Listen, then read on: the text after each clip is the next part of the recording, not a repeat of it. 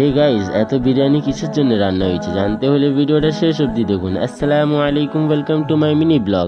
আজকে ছিল আমাদের মাদ্রাসায় জলসা, আর জলসাতে আমার হুজুর আমাকে দাওয়াত দিয়েছে। এবার হুজুর দাওয়াত দিয়েছে, আমি না গেলে এরম হতে পারে?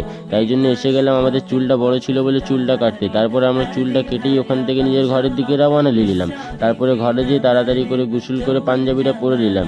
এবার পাঞ্জাবি পরেছি তো আতর তো লাগাতেই হবে, তাই জন্য আতর লাগিয়ে আমরা নিজের মাদ্রাসার দিকে রওনা দিয়ে দিলাম। গাইস, এটা দেখছেন, এটাই হলো আমাদের মাদ্রাসার মেন গেট। দেখুন খুব সুন্দর করে সাজিয়েছে। মাদ্রাসার দিকেও দেখে নিলাম গাইস, দেখছেন কি পরিমাণে লাইট লাগিয়েছে।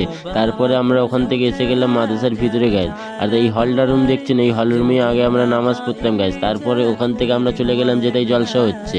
আপনারা দেখুন মেন গেটটা কত সুন্দর করে সাজিয়েছে গাইস। এখানেই আমাদের জলসা হচ্ছে বলে তাই জন্য একটুখানি আমরা এখানে বসে নিলাম। তারপরে মেন টপিকে আসি গাইস। আমাদের মাদ্রাসায় জলসা হলেই 25-30 ডেক বিরিয়ানি রান্না হয় গাইস।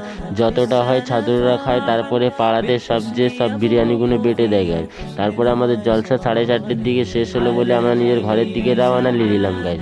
তো আজকের মতো এতটাই। ভিডিওটা ভালো লেগে থাকলে ভিডিওতে একটা লাইক করুন আর আমাদের চ্যানেলটাকে সাবস্ক্রাইব করুন। আসসালামু আলাইকুম, বাই বাই গাইস।